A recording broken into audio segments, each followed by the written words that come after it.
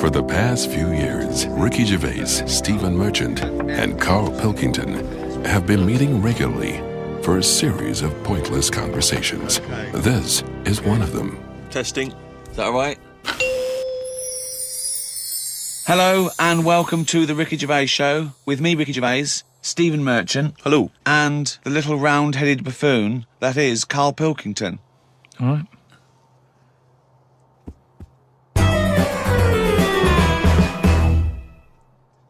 We do, of course, Rick, every week get thousands of emails. Emily from New York has asked Carl this.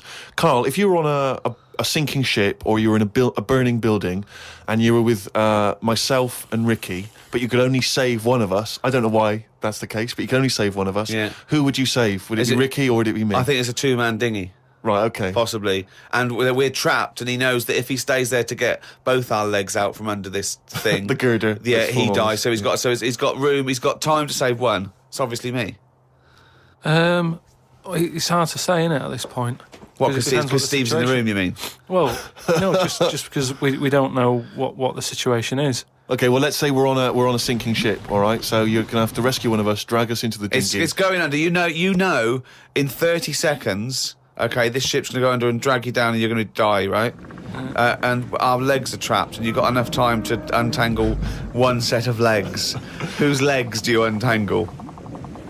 Now, just because my legs are long does not necessarily mean it's more complicated. No, it's exactly the same amount of time. Just have to make a choice.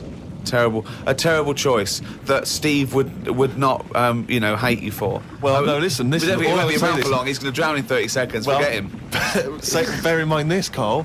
You are going to be stuck in a dinghy with Ricky Gervais, and who knows how long that's going to take. Think of all the head squeezing that's going to be going on, the comments, the wind-up. And do you honestly think that he's going to, if there's any provisions, that he's going to split them evenly with you? I mean, he's going to have drunk all the water, and there's only going to be about half an hour in. The food's going to be gone. Look at his gut. Look how much, of the food he's going to have to eat, the baked beans that you've got on board. Whereas me, you know how generous I am. I'm always sort of helping you out. Oh, there we go, Carl. I think he's put the nail in his own coffin there. You know how generous I am, Carl. Let's talk about that, Carl. Come on, think about that one. Yeah, I mean, have you forgot about that, Steve? What? The time when we went for a coffee and we had to have a bit of a heated debate about the 50p change. Yeah, you owed me 50p, and you decided you didn't want to give it to me because it was only 50p. And my point was, it's not a question of 50p, it's the fact that it's not your decision to decide not to give it to me. If I wanted to be generous, that's my decision. But you can't go, it's only 50p, Steve. It's my decision who you just given him a free keg of beer. Yeah. But that did not come to you, and you didn't pay for the free keg of beer. It was a promotional thing that was sent to you. It's the same thing as the way I gave Suzanne my leaving present from my last job. A lot of people may not be aware of this if they haven't heard us talking about it before. Yes, but you had a gift from your work as you were leaving after however many years of service, which you then gave straight to your girlfriend without telling her that it had been received from people at work. Doesn't matter. She wanted a camera. It's the same thing as you. You wanted that lager that I got for free. It hasn't cost you anything. It doesn't matter where I got it from. So you now decide, because you've given me a free lager, that you can now say, actually, I'm not, in the future, I'll just take your money, Steve, on a whim. Well, listen, stop arguing like this. You're rocking the dinghy. Carl, have some of my cheese. Imagine if he would ever say that. Can you imagine him ever offering you any of his cheese? Are you going to save Carl, mate? I don't want to say. Well, think about it, and I might do a sort of a for and against or something, and then so the conclusion is... Okay, all right. Well, I've been waiting for this for a week. It's a regular feature now. When we read from Carl's diary, Carl decided to keep a diary. He's gone through with it. I can see it there. It's massive. It's a huge desk diary that he has to carry around with him, and the pages are getting full up. You're really keeping to this. Yeah. Right, this is extracts from Carl's diary. Did podcast and went for an Italian with Ricky and Steve. Italian place is good. We've been there a few times. I always have the same thing, spaghetti. Can't remember what everyone else had. Last time we went there, Steve had little octopuses with pasta. You could see that they were octopuses. They hadn't been cut up or anything. My rule is that I only eat stuff that looks nice when it's alive. A cow, a chicken, some fish. An octopus is an odd-looking thing alive. Even worse when it's dead and limp. It looks like it just shouldn't have been sat in the spaghetti. Yeah, I agree with that. Ricky drew another picture of my head. We've given a few of them away as prizes, but he draws so many of them that they won't be worth as much anymore. Everyone will eventually have one. Like those pictures of a boy crying that caused houses to burn down in the 1980s. What does that mean? What are you talking about? It's just some kid. My auntie Nora had one, and it was just like a kid with like a blue jumper on, and it's like a painting, not a photo. Yeah, exactly, yeah. And he's just crying. Like a chocolate box. It's really awful, sort of sugary. And what happened is they found out that a load of houses were being set on fire or burst into flames, whatever. And the weird thing was, Oh, it's bollocks. every house that burnt down had that photo. Yeah, because every house had that picture in the fucking 70s and 80s. Idiot. It's like, we're linking it to sinks. Every house that's ever burnt down had a sink. You're talking shit again. Carry on. Wednesday. Saw a homeless bloke. I'm surprised that no companies have thought about sponsoring the homeless. Something like a clothing company. Give them some clothes that have an advert on the back. Everyone's a winner. Good idea. Not bad, is it? Got on the tube to Camden. Read in a free newspaper that hedgehogs could be gone by 2025.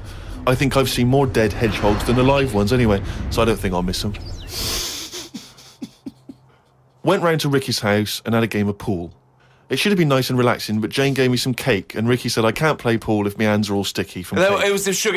And it wasn't that either. After he'd finished it, they weren't just sticky. He was licking his fingers, sucking his fingers off, and then was going to pick up ball cues and touch things. And I was thinking, go and wash your hands after licking your hands. You're not a cat.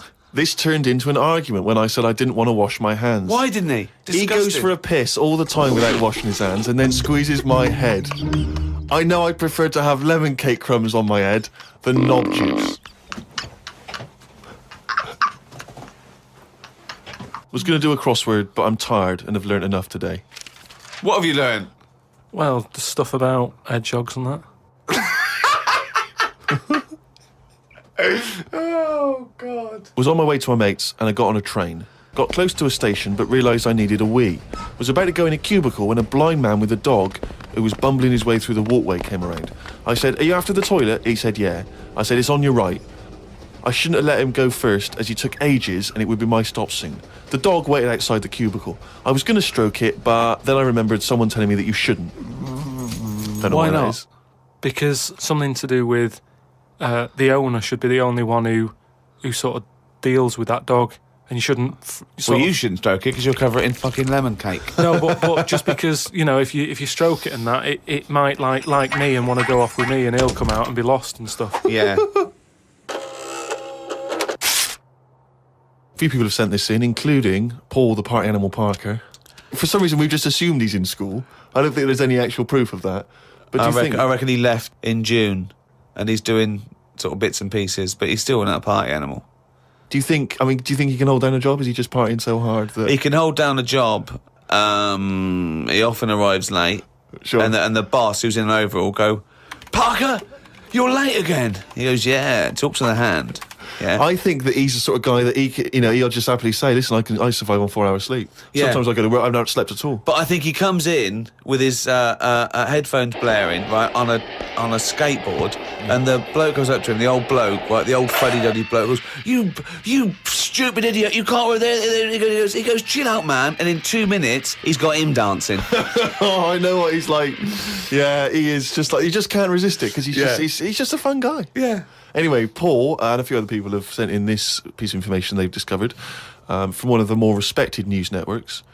The headline is this: female kidney turns lumberjack onto housework. Right.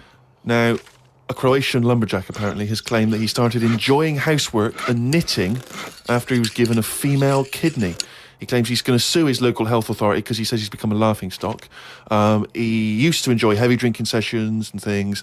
The kidney transplant saved his life, but they never warned me about the side effects. I've developed a strange passion for female jobs, like ironing, sewing, washing dishes, sorting clothes in wardrobes, and even knitting. Well, if he likes it, what's the problem?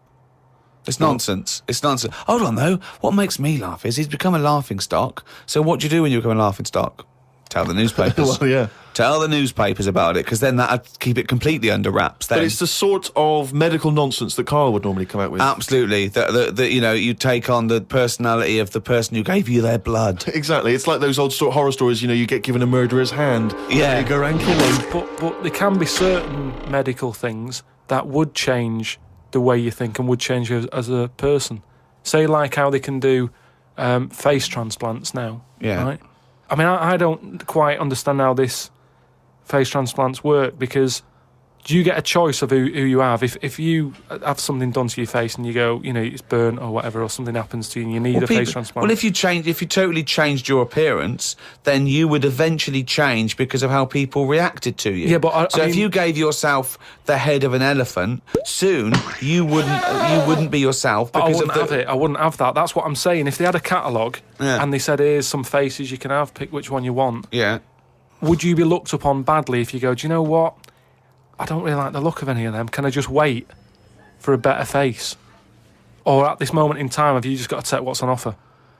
Carl, there's no one looking through catalogues at faces they might be able to have. No, they do now because of the face transplant thing. But who are these people putting their face up for? They wait till someone... Yeah, I know, but at some point... Well, I tell you what, I would not have a face transplant if I haven't seen the face before I'm going to have it. You had to... I want to see what I'm having. Because I could end up with anything. You mentioned elephant's head. What do you know what I mean? Whose head are they going to use? Is it the latest thing that's died? Oh, well, this got run over before. Yeah, I'll stick this on your head. But where has this come from? Where From are his these mind. people- Where are these faces queuing up to be popped on a skull? Where do you think they have got time to put all these... Maybe this is why it won't catch on. I don't know. This is extraordinary. You've created in your own head the existence of this pamphlet, and now you're defending it, even though we don't know it even exists. And you're this skull on a hospital bed going, I'm not having that. I don't like the look of him. He looks a bit shifty. Oh, I don't like that. Oh, no. Can I ask this now? Let's say we'd passed away sadly in something terribly tragic. The nation's mourned. You know, it's terrible. It's like one of the great national disasters. But you... At the same time, you survived the accident, okay, but your face is hideously disfigured. You can take either Ricky's face or mine to have. I'm surprised you're asking this, though, Steve. I mean, it's just, it doesn't seem like any of them is like a great option. Oh, thanks. And this is what I'm saying about the catalogue. If those two were on offer, I might go, do you know what? Pop in again tomorrow. Bring in another booklet. This is from Anne-Marie. She says that she loves the podcast. She listens with her 7-month-old baby. That cannot be a good idea. And she says this to you, Carl. If you had children, what is the most important lesson you'd want to teach them? I mean, in a way, if you sort of look after a kid too much, it doesn't learn that much. But if you let it learn by its mistakes, it'll probably grow up all right. But there are some mistakes you can't afford it to make to learn from. Yeah, driving a car the wrong way down a motorway. Testing if the fire really is hot. No, but say like the time... Does broken glass really taste horrible? These are lessons you don't want it to learn from mistakes. Yeah, you can tell them that. Yeah, but what exactly. I mean is there's certain things that... I just think there was a kid who grew up in our avenue, right, on the estate, who... When it was born, right, we kind of thought it's got no chance, this kid, because its man was a bit of a rumman. You know, a rumman? Where's that? No, just like, you know, she liked going out and having a fag and like having a drink, and she's never at home. It's the one who had the horse in the house. Sure. Right, which I don't want to go over. Sure, it's old news. It's out there, isn't it, if you want to find out about the horse in the house. But she had a kid, and everyone was pretty surprised when they saw it, because it was a good-looking kid. Right? She was surprised because, like, you know, the man wasn't that good looking, the dad was a bit rough. But it came out, and she was showing it around the avenue, going, look at this I've had. And she was chuffed with it, because it's probably like one of the newest things she's ever had, because everything else was always sort of second hand and what have you. But suddenly she's got this brand new little baby, right? Anyway, as it grew up, right, those looks went. Right. And I'm not talking getting old, I'm talking by the age of about 3. It looked rough already, right? And all that just happened because that's the life it was in, right? Yeah. So like it had like a patchy head. Its hair. It what? It had a patchy head. A patchy head. It's just sort of. It wasn't a North American Indian. What do you mean, a patchy head? Just his hair was patchy. He used to chase sort of cars and stuff. It's cars. Sorry. What do you mean? That's what he did for his. Sorry, did she let it get raised by wolves? No. But all I'm saying is that at the end of the day, what is it that makes a person? Do you know what I mean? Now, I don't know what state he's in now, but maybe he learned all his mistakes by the age of 4. I'm guessing he's not chasing cars now, but at least he's done it. I'm guessing he is. Yeah. Do you know what I mean? At least you can go, yeah, I've been there, done that, and you don't go back to it. And you can get away with doing dafter things when you're a kid, can't you? I nearly killed a man once, right? Okay, right. Did That time when I was in Wales and I was having a walk with my dad on the cliffs and that, Yeah. I just picked up a big rock, right? Chucked it off the edge, and as I chucked it off the edge, I noticed a fella was walking down below. Jeez. And I missed his head by, like, inches. Now, I've never chucked a rock off a bridge or, like, off a cliff or anything. And it only took one man to almost lose his life for you to learn that lesson. Yeah, but that's how you learn your lessons, Yeah. isn't it? See, a lot of people would have said that maybe your dad should have said, "Wait, Carl, what are you doing?" No, but he didn't know I was doing it. I didn't say I'm going to chuck this off here. I just picked it up and chucked it. And, like, as I let go of it, I noticed a fella was down there. You live and you learn. That's a little mantra. Right? All right. You live Okay. and you learn. So the woman who's had the kid, sort of look after it, feed it, make sure it's got shoes and that, but let it roam about. That's great. There's the advice for you, Anne-Marie. I love that. Good luck. Just let your 7-month-old baby roam about. Carl, a lot of people are absolutely fascinated to find out how you met Suzanne, your girlfriend of how long? Ages. Yeah. And they can't comprehend how, well, I suppose that there's any woman out there. Well, there's someone Who for we've- everyone, isn't there? Yeah. That's always my thing. And it's reassuring, I think. You know, we've chatted about the face transplants and that. You know, there's a face for everyone. It's philosophy, isn't it? Yeah. I mean, it's really unbelievable. No, there is someone for everyone, no matter what Yeah. condition you're in or whatever. Yeah. Because I read on the email, someone emailed in an old Chinese proverb. It's something about everything, no matter what it is, has got one talent. And that's the same way in a relationship, innit? That everyone, you know, there's always someone out there. And that I like the Chinese. There's another Chinese proverb that I learned on an email. Go on. He who cuts the wood up warms himself twice. Yeah, that's good. That's good. Yeah. And then someone sent in that one about too many Chinese cooks spoil the broth. What? Well, why is? Well, that's. I don't know. I don't know who slipped the word Chinese in there, but I heard it as too many cooks. Well, it was just all sort of Chinese proverbs and that. One of my favourite on the same subject is a camel is a horse designed by committee. What do you mean? Well, it's having a go at the camel, and it shouldn't. But it's just, it's just a metaphor. And if you wanted to design a horse and you had that vision, but you let 12 people in the room have their say, it wouldn't come out as you wanted it to do, and it wouldn't be as good. A vision is more perfect than committee, because everyone having their say, it becomes anodyne, it becomes compromised. Whereas the best things you can do is have an idea and have a vision and auteur that. Rick, can I just say now, I can tell from his look that he's thinking, which committee designed the camel?